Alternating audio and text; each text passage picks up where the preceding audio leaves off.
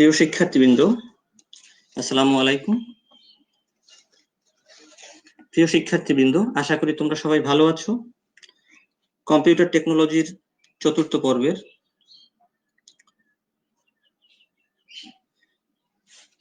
পর্বের object oriented programming সাবজেক্টের প্রথম অধ্যায়ের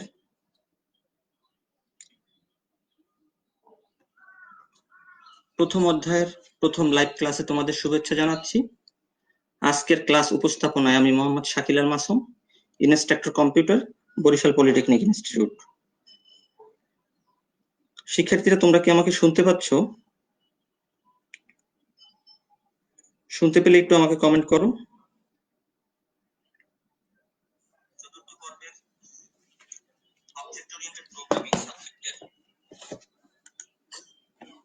আমাদের প্রথম অধ্যায়ের নাম হচ্ছে overview of C sharp programming and the dot net framework. এই অধ্যায়ের কন্টেন্টস গুলো হচ্ছে state programming features of C sharp, overview the dot net frameworks, describe common language runtime, explain integrated development environment for C#, describe .NET Framework class library, describe common features of object-oriented programming, describe comparison between C# and Java. Learning outcome, এই পাঠটি সমাপ্ত হওয়ার পর ছাত্রছাত্রীরা নিম্নলিখিত বিষয়গুলো শিখতে সক্ষম হবে। C# ও .NET সম্পর্কে জানবে, C# এর ব্যাকগ্রাউন্ড সম্পর্কে জানবে, C# দিয়ে কি ধরনের অ্যাপ্লিকেশন তৈরি করা যায় তা বলতে পারবে, CLR কি, কিভাবে কাজ করে তা বলতে পারবে, IDE কি বলতে পারবে, .NET ক্লাস লাইব্রেরি সম্পর্কে বলতে পারবে, অবজেক্ট ওরিয়েন্টেড প্রোগ্রামিং কি ও তার ফিচার বলতে পারবে, C# ও জাভার মধ্যে মূল পার্থক্য বলতে পারবে।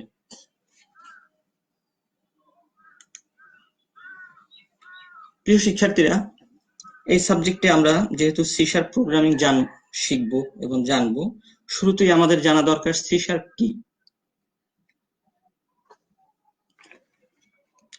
C# উচ্চারিত হয় C# নামে। এটি মাইক্রোসফট কর্তৃক তৈরিকৃত, যা .NET ফ্রেমওয়ার্কে রান করে। C# এর রুট হচ্ছে C ফ্যামিলি। C একটি প্রোগ্রামিং ল্যাঙ্গুয়েজ। C# অন্যান্য জনপ্রিয় ল্যাঙ্গুয়েজ C++ ও জাভা এর কাছাকাছি।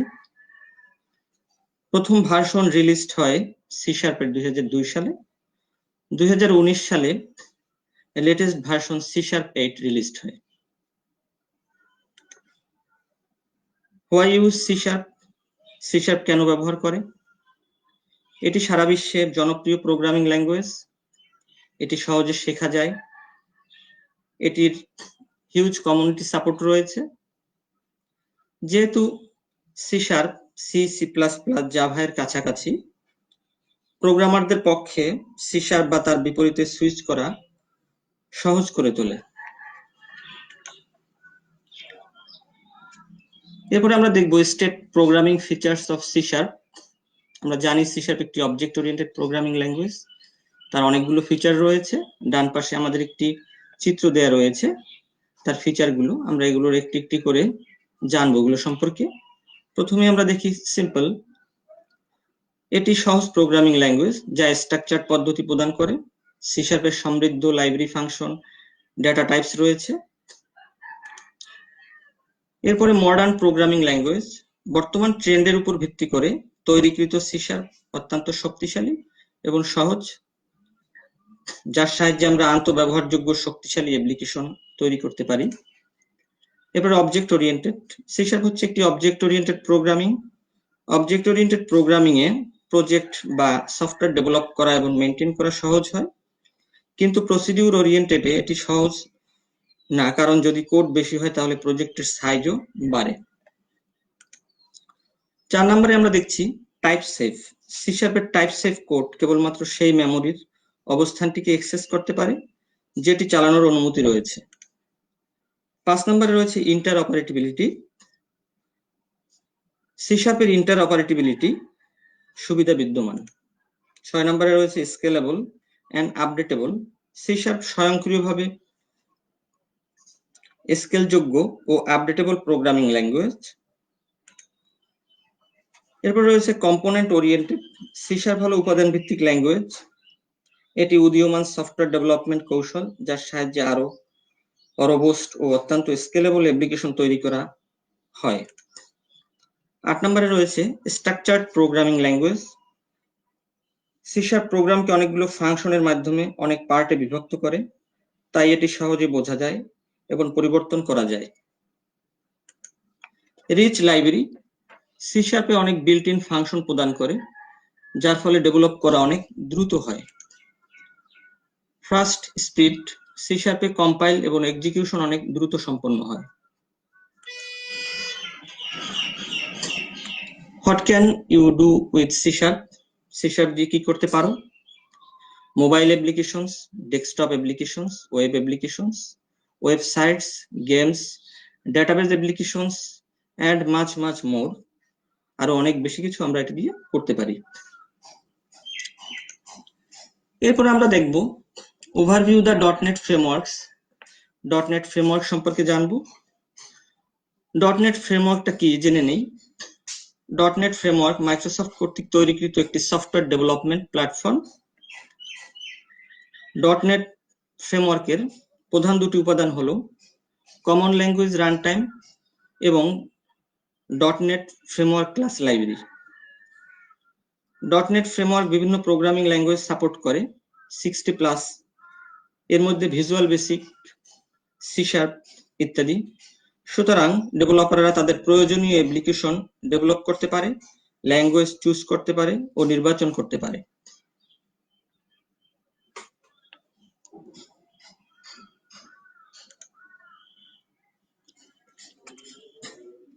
ডটনেট ফ্রেমওয়ার্ক দিয়ে তুমি কি করতে পারো? Windows application, console application, web application, WCF application. WCF হচ্ছে Windows communication foundation. WPF application, WPF হচ্ছে Windows presentation foundation. Facebook application, mobile application. এরপর আমরা দেখব ডটনেট ফ্রেমওয়ার্কের আর্কিটেকচার। এই বেসিক আর্কিটেকচারের 3টি অংশ রয়েছে: ল্যাঙ্গুয়েজ, লাইব্রেরি, CLR। ল্যাঙ্গুয়েজ অংশে রয়েছে উইনফর্মস, ASP.NET, ADO.NET। আমরা জেনে নেই এগুলো সম্পর্কে। উইনফর্মস এর সাহায্যে উইন্ডোজ বেস অ্যাপ্লিকেশন তৈরি করতে ব্যবহৃত হয়, যা এন্ড ইউজার মেশিনে রান হয়, যেমন নোটপ্যাড একটি ক্লায়েন্ট বেস অ্যাপ্লিকেশন। এরপরে রয়েছে ASP.NET। ওয়েব বেসড অ্যাপ্লিকেশন তৈরি করতে এটি ব্যবহৃত হয়, যা ইন্টারনেট এক্সপ্লোরার, ক্রোম, ফায়ারফক্স এর মতো ব্রাউজারে চালানোর জন্য তৈরি হয়। এরপরে রয়েছে ADO.NET, ActiveX ডাটা অবজেক্ট। এটি ডেটাবেস অ্যাক্সেস টেকনোলজি। ADO.NET মূলত ডেটাবেসকে ব্যবহার করার মাধ্যম হিসেবে ব্যবহৃত হয়। এরপরে রয়েছে লাইব্রেরি। এই লাইব্রেরি অংশে রয়েছে ফ্রেমওয়ার্ক ক্লাস লাইব্রেরি, যাকে বেস ক্লাস লাইব্রেরি বলা হয়। এখানে অনেক ক্লাস লাইব্রেরি রয়েছে। আমাদের কাজের সুবিধার্থে মাইক্রোসফট এগুলো তৈরি করে দিয়েছে। ডটনেট ফ্রেমওয়ার্ক সাপোর্টেড সকল ল্যাঙ্গুয়েজ এর কমন ইউজের জন্য এগুলো ব্যবহৃত হয়। এরপরে রয়েছে CLR, common language run time. এটি ডটনেট ফ্রেমওয়ার্কের রান টাইম এনভায়রনমেন্ট, যা কোড সমূহ রান করে এবং ডেভেলপমেন্ট প্রসেসকে আরো সহজ করার জন্য বিভিন্ন সার্ভিস প্রদান করে। সুতরাং আমাদের ডটনেট ফ্রেমওয়ার্কের আর্কিটেকচারটা বোঝা প্রয়োজন। এটা তোমরা ভালোভাবে বোঝার চেষ্টা করবে। Reasons behind using Microsoft dot net framework. Microsoft dot net ব্যবহার করার পিছনে কি কারণ? প্রথমেই রয়েছে রিলায়েবিলিটি। ডটনেট ফ্রেমওয়ার্ক দিয়ে তৈরি অ্যাপ্লিকেশনগুলি দীর্ঘ সময়ের জন্য ও নির্ভরযোগ্য হিসেবে টিকে থাকে। Greater productivity. ডটনেট ফ্রেমওয়ার্কে প্রোগ্রামিং মডেল ও লাইব্রেরির শেয়ার্ড কোডগুলো থাকায় প্রোডাক্টিভিটি বৃদ্ধি পায়। Enhanced performance. অ্যাডভান্সড কম্পাইলেশন ও ক্যাচিং স্ট্র্যাটেজির কারণে কর্মদক্ষতা বৃদ্ধি পায় এবং অ্যাপ্লিকেশনগুলো আগের চেয়ে দ্রুত সম্পাদন করে। adheres to security measures, Microsoft থেকে .NET ফ্রেমওয়ার্ক ইন্টারনেট সুরক্ষা সম্পর্কিত বর্তমান এনভায়রনমেন্ট বিবেচনা করে অ্যাপ্লিকেশনগুলোর সুরক্ষা পরিচালনা করতে সক্ষম। Controlled memory leakage, memory leak নিয়ন্ত্রণ করে। এরপর রয়েছে ইজি ডিপ্লয়মেন্ট, ওয়েব ভিত্তিক অ্যাপ্লিকেশন তৈরি করা ও পরিচালনা করা সহজ। এরপরে আমরা দেখব ডিসক্রাইব কমন ল্যাঙ্গুয়েজ রানটাইম, যাকে আমরা সংক্ষেপে CLR বলি। মাইক্রোসফট .NET ফ্রেমওয়ার্কের একটি অংশ হচ্ছে CLR, যা এক্সিকিউশন এনভায়রনমেন্টকে ম্যানেজ করে। CLR বিভিন্ন ধরনের সাপোর্টেড প্রোগ্রামিং ল্যাঙ্গুয়েজে লেখা প্রোগ্রামগুলোর এক্সিকিউশন ম্যানেজ করে থাকে। মেইন কম্পোনেন্টস অফ CLR এর 4টি প্রধান উপাদান রয়েছে। প্রথমটি হচ্ছে কমন ল্যাঙ্গুয়েজ স্পেসিফিকেশন, যাকে আমরা CLS বলি। যে সকল ল্যাঙ্গুয়েজ .NET ফ্রেমওয়ার্কের অধীনে চলে তাদের কিছু রুলস ও রেস্ট্রিকশন ডিফাইন করে দেয় CLR। এরপরে রয়েছে CTS, common type system. CTS data type নিয়ে কাজ করে। প্রতিটি ল্যাঙ্গুয়েজের নিজস্ব ডেটা টাইপ রয়েছে এবং এক ল্যাঙ্গুয়েজ এর ডেটা টাইপ অন্য ল্যাঙ্গুয়েজ বুঝতে পারে না, কিন্তু .NET ফ্রেমওয়ার্ক ল্যাঙ্গুয়েজ সব ধরনের ডেটা টাইপ বুঝতে পারে। এরপর রয়েছে গার্বেজ কালেকশন। এটি প্রয়োজনীয় মেমোরি বরাদ্দ ও মুক্ত করার কাজ পরিচালনা করে। মূলত অটোমেটিক মেমোরি ম্যানেজার হিসেবে গার্বেজ কালেক্টর কাজ করে। এরপর রয়েছে just in time compiler. Microsoft intermediate language কোডকে মেশিন কোড বা নেটিভ কোডে রূপান্তর করার জন্য JIT ব্যবহৃত হয়। CLR কিভাবে কাজ করে আমরা সেটা এখন দেখব। এখানে রয়েছে সোর্স কোড। প্রথমে সোর্স কোডকে সংশ্লিষ্ট ল্যাঙ্গুয়েজের কম্পাইলার মাইক্রোসফট ইন্টারমিডিয়েট ল্যাঙ্গুয়েজ কোডে রূপান্তরিত করে ও মেটাডাটা তৈরি হয়। এরপর MSIL কোডকে CLR just in time compiler এর মাধ্যমে নেটিভ কোড বা মেশিন কোডে রূপান্তরিত করে। Explain development integrated development environment IDE for C#।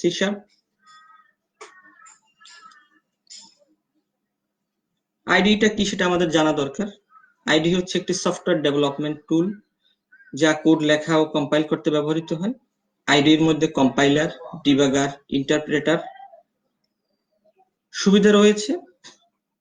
IDE ব্যবহার করার মাধ্যমে সহজেই C# চালু করতে পারি আমরা। C# এর জন্য সবচেয়ে ভালো IDE হচ্ছে ভিজুয়াল স্টুডিও। এখানে আমরা একটা চিত্র দেখতে পাচ্ছি। মূলত এটি কনসোল অ্যাপ্লিকেশন করার জন্য এটি একটি IDE।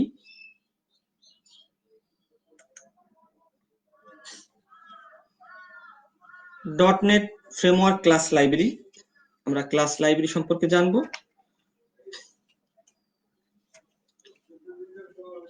.NET framework class library হচ্ছে ক্লাস, নেম স্পেস, ইন্টারফেস ও ভ্যালু টাইপের সংগ্রহশালা যা .NET অ্যাপ্লিকেশনে ব্যবহৃত হয়। এটিতে হাজার হাজার ক্লাস রয়েছে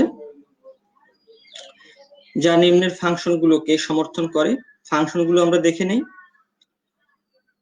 বেস ও ইউজার ডিফাইন্ড ডেটা টাইপস রয়েছে। এক্সেপশন হ্যান্ডলিং সাপোর্ট করে। ইনপুট আউটপুট ও স্ট্রিম অপারেশনস রয়েছে।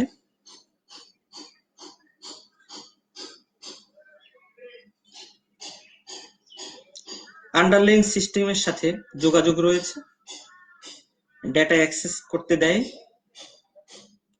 উইন্ডোজ ভিত্তিক গ্রাফিক্যাল ইউজার ইন্টারফেস অ্যাপ্লিকেশন তৈরির ক্ষমতা রয়েছে। ওয়েব ক্লায়েন্ট ও সার্ভার অ্যাপ্লিকেশন তৈরি করার ক্ষমতা রয়েছে। ওয়েব সার্ভিস তৈরি করার ক্ষমতা রয়েছে। নিচে সাধারণ ব্যবহৃত নেমস্পেস রয়েছে যা দরকারি ক্লাস ও ইন্টারফেস ধারণ করে এবং ফ্রেমওয়ার্ক ক্লাস লাইব্রেরি হিসাবে ডিফাইন করে। এখানে আমরা দেখব অনেকগুলো নেম স্পেস রয়েছে এবং সেই নেম স্পেস গুলোর কাজ এগুলো আমরা দেখব, জানবো, এগুলো আমাদের খুব প্রয়োজন হবে। প্রথমেই রয়েছে সিস্টেম নামক একটি নেম স্পেস। এই নেম স্পেস ডেটা কনভার্সনের জন্য সমস্ত সাধারণ data types, string values, arrays ও মেথডকে সংযুক্ত করে। এরপর রয়েছে system dot data, system dot data dot common, আরো বেশ কয়েকটি রয়েছে। এই সকল নেম স্পেস গুলো ডেটাবেসকে অ্যাক্সেস করতে দেয়, একটি ডেটাবেসে কমান্ড সম্পাদন করতে ও ডেটাবেস পুনরুদ্ধারে ব্যবহৃত হয়। এরপর রয়েছে সিস্টেম ডট আইও, সিস্টেম ডট ডিরেক্টরি সার্ভিসেস, তারপর রয়েছে সিস্টেম ডট আইও ডট আইসোলেটেড স্টোরেজ। এই সকল নেম স্পেস গুলো ফাইল অ্যাক্সেস, পড়তে ও লেখার জন্য ব্যবহৃত হয়। এরপর রয়েছে সিস্টেম ডট ডায়াগনস্টিক্স। এই সকল নেম স্পেস গুলো কোনো অ্যাপ্লিকেশন কার্যকর করতে, ডিবাগ ও ট্রেস করতে ব্যবহৃত হয়। এরপর রয়েছে system dot net, system dot sockets. এই সকল নেম স্পেস গুলো পেয়ার টু পেয়ার অ্যাপ্লিকেশন তৈরি করার সময় এগুলো ইন্টারনেটে যোগাযোগ করতে ব্যবহৃত হয়। এরপর রয়েছে system dot Windows dot forms, system dot Windows dot forms dot design. Windows user interface component ব্যবহার করে উইন্ডোজ ভিত্তিক অ্যাপ্লিকেশন তৈরি করতে এই নেম স্পেস গুলো ব্যবহৃত হয়। এরপর রয়েছে system dot web, system dot web caching ইত্যাদি।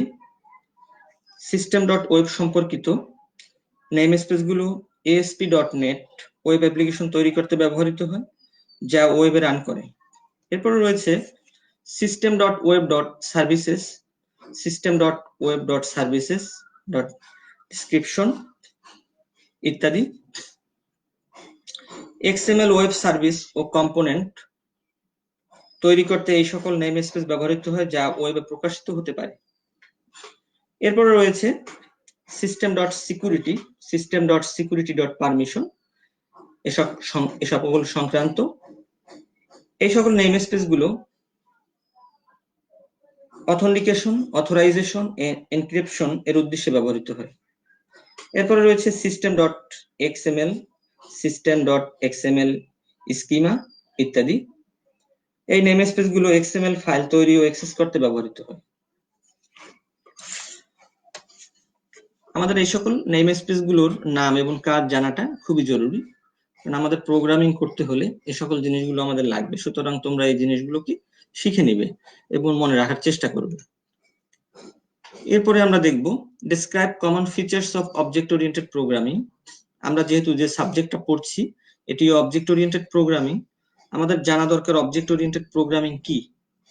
কম্পিউটার প্রোগ্রামিং এর একটি ধরন হচ্ছে অবজেক্ট ওরিয়েন্টেড প্রোগ্রামিং। প্রোগ্রামিং এর জন্য এটি একটি শক্তিশালী মাধ্যম। কম্পিউটার এর ডেভেলপমেন্টের সাথে সাথে প্রোগ্রামিং ও জটিল হতে থাকে। অবজেক্ট ওরিয়েন্টেড প্রোগ্রামিং এর ভালো দিকগুলো গ্রহণ করে এবং নতুন ফিচার ও টেকনোলজি গ্রহণ করে। অবজেক্ট ওরিয়েন্টেড প্রোগ্রামিং এর মূল বৈশিষ্ট্যগুলো হচ্ছে class, object, inheritance, polymorphism, encapsulation ও ডেটা অ্যাবস্ট্রাকশন। তাহলে আসো আমরা এগুলো সম্পর্কে আরো বিস্তারিত জানি। প্রথমেই রয়েছে ক্লাস। ক্লাস কি জিনিস? ক্লাস হচ্ছে ইউজার ডিফাইন্ড ব্লুপ্রিন্ট বা প্রোটোটাইপ, যা থেকে অবজেক্ট তৈরি হয়। মূলত এটি একটি একই শ্রেণী বা পদ্ধতিকে একক ইউনিটে একত্রিত করে। আমরা এখানে একটা চিত্র দেখতে পাচ্ছি। চিত্রে এনিমেল হচ্ছে ক্লাস, এনিমেল ক্লাসের অবজেক্ট হচ্ছে বিভিন্ন ধরনের পশুগুলো। এরপর আমরা দেখব অবজেক্ট কি জিনিস। অবজেক্ট হচ্ছে অবজেক্ট ওরিয়েন্টেড প্রোগ্রামিং এর বেসিক ইউনিট। এটি বাস্তব জীবনে এন্টিটিকে রিপ্রেজেন্ট করে। এন্টিটি কি? এন্টিটি হচ্ছে যে কোনো কিছু থেকে পৃথক এবং আলাদা অস্তিত্ব রয়েছে। এন্টিটির উদাহরণ হতে পারে ছাত্র, শিক্ষক, কম্পিউটার সফটওয়্যার, কম্পিউটার হার্ডওয়্যার ইত্যাদি। অবজেক্টের দুটি অংশ রয়েছে, তার প্রপার্টি থাকবে এবং তার মেথড থাকবে। এরপর আমরা দেখব ইনহেরিটেন্স কি জিনিস। ইনহেরিটেন্স হচ্ছে উত্তরাধিকার। ইনহেরিটেন্স হচ্ছে একটি প্রক্রিয়া যেখানে একটি অবজেক্ট তার প্যারেন্ট অবজেক্টের সমস্ত বৈশিষ্ট্য ও আচরণ স্বয়ংক্রিয়ভাবে অর্জন করে। আমরা চিত্রে দেখতে পাচ্ছি চাইল্ড ইনহেরিটেন্স পদ্ধতিতে প্যারেন্টস প্রপার্টি পাচ্ছে। পলিমরফিজম মানে হচ্ছে বহুরূপতা। পলিমরফিজম হলো কোনো বস্তু এর বিভিন্ন রূপ ধারণ করার ক্ষমতা। চিত্রে আমরা দেখতে পাচ্ছি একজন ব্যক্তির ছবি রয়েছে। এই ব্যক্তি যখন অফিসে কাজ করে, বিহেভ করে এমপ্লয়ি হিসেবে। সেম ব্যক্তি ঘরে বিহেভ করে ফাদার হিসেবে। সেম ব্যক্তি দোকানে বিহেভ করে কাস্টমার হিসেবে। এই প্রক্রিয়াটাই আসলে হচ্ছে পলিমরফিজম। এরপর আমরা দেখব এনক্যাপসুলেশন। এনক্যাপসুলেশন হচ্ছে একটি প্রক্রিয়া যার মাধ্যমে ডেটা ও মেথড সমূহকে একত্রিত করে সিঙ্গেল ইউনিটে অর্থাৎ ক্লাস তৈরি করা যায়। এনক্যাপসুলেশন মাধ্যমে ডেটা ও ফাংশন বাইরের অবাঞ্ছিত অ্যাক্সেস থেকে রক্ষা পায়। আমরা চিত্রে দেখতে পাচ্ছি একটি ক্যাপসুলের ছবি। এনক্যাপসুলেশন বোঝার জন্য এটিকে উদাহরণ হিসেবে নিয়েছি। কাভারের মধ্যে ক্ষুদ্র ক্ষুদ্র অংশগুলো ভেরিয়েবল ও মেথড হিসেবে চিন্তা করি এবং এই যে কাভারটি বা মোড়কটি ক্যাপসুলটিকে সুরক্ষা দেয় এবং ক্লাসের মতো কাজ করে। এই পুরো প্রক্রিয়াটাই হচ্ছে এনক্যাপসুলেশন। ডেটা অ্যাবস্ট্রাকশন, অভ্যন্তরীণ বিবরণ লুকানো এবং ফাংশনালিটি প্রদর্শন করাই হচ্ছে ডেটা অ্যাবস্ট্রাকশন। চিত্রে আমরা একটি টিভি রিমোট দেখতে পাচ্ছি যা অনেক সার্কিটের সমন্বয়ে গঠিত। রিমোট প্রস্তুতকারী এ সকল ইনফরমেশন ব্যবহারকারীর কাছে হাইড করে বা লুকানো হয়। ব্যবহারকারী বাটন প্রেস করলে কাঙ্ক্ষিত ফলাফল পায়। ইন্টারনালি যে কি হচ্ছে সেগুলো ব্যবহারকারী কিন্তু দেখতে পায় না। এই বিষয়টাই হচ্ছে ডেটা অ্যাবস্ট্রাকশন। এখন আমরা দেখব কম্পারিজন বিটুইন সি শার্প এবং জাভা এবং সি শার্পের মধ্যে আমরা পার্থক্যটা দেখব, কি কি পার্থক্য রয়েছে তাদের মূল। প্রথমে আমরা দেখি জাভা সান মাইক্রোসিস্টেম কর্তৃক উদ্ভাবিত একটি হাই লেভেল রোবস্ট সিকিউর ও অবজেক্ট ওরিয়েন্টেড প্রোগ্রামিং ল্যাঙ্গুয়েজ। অন্যদিকে সি শার্প মাইক্রোসফট কর্তৃক উদ্ভাবিত একটি অবজেক্ট ওরিয়েন্টেড প্রোগ্রামিং যা ডটনেট ফ্রেমওয়ার্কে রান করে। এরপরে জাভা রানটাইম এনভায়রনমেন্ট জিআরই এর সহায়তায় জাভা প্রোগ্রামিং ল্যাঙ্গুয়েজ একটি জাভা প্ল্যাটফর্মে চালানোর জন্য ডিজাইন করা হয়েছে। অন্যদিকে C sharp programming common language রানটাইমে চালানোর জন্য ডিজাইন করা হয়েছে। 3 নম্বরে আমরা দেখি জাভা এর টাইপ সেফটি নিরাপদ, অন্যদিকে সি শার্পের টাইপ সেফটি নিরাপদ নয়। 4 নম্বরে আমরা দেখি জাভাতে অ্যারেগুলো অবজেক্টের সরাসরি স্পেশালাইজেশন, অন্যদিকে সি শার্প অ্যারেগুলো সিস্টেমের স্পেশালাইজেশন। 5 নম্বরে জাভা কন্ডিশনাল কম্পাইলেশনকে সাপোর্ট করে না, অন্যদিকে সি শার্প প্রিপ্রসেসর ডিরেক্টিভ এর মাধ্যমে কন্ডিশনাল কম্পাইলেশন সাপোর্ট করে। 6 নম্বরে রয়েছে Java go to statement support করে না, C sharp go to statement support করে। 7 নম্বরে রয়েছে জাভা স্ট্রাকচারস ও ইউনিয়নসকে সাপোর্ট করে না, অন্যদিকে সি শার্প স্ট্রাকচারস ও ইউনিয়নকে সাপোর্ট করে। 8 নম্বরে জাভা চেকড ও আনচেকড এক্সেপশন সাপোর্ট করে, অন্যদিকে সি শার্প শুধু আনচেকড এক্সেপশন সাপোর্ট করে। প্রিয় শিক্ষার্থীবৃন্দ, এখানে অনেকগুলো টার্ম তোমাদের কাছে নতুন মনে হচ্ছে, তা আশা করি পরবর্তী অধ্যায়গুলোতে আমরা এগুলো সম্পর্কে আরো বিস্তারিত জানব।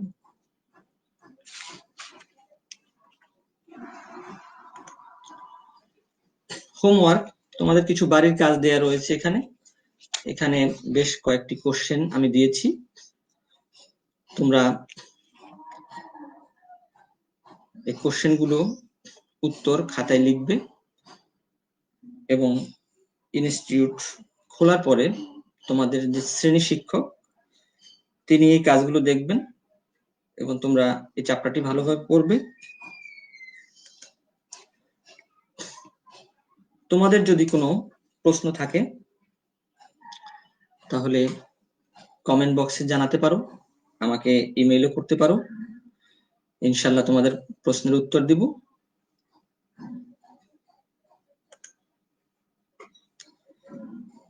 আশা করি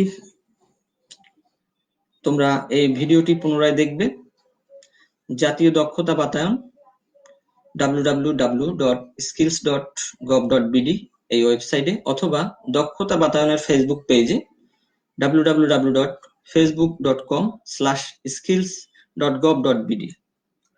আশা করি তোমরা সবাই ভালো থাকবে, সুস্থ থাকবে। পরবর্তী ক্লাস দেখার আমন্ত্রণ জানিয়ে আজকের মতো এখানেই বিদায় নিচ্ছি। ধন্যবাদ সবাইকে।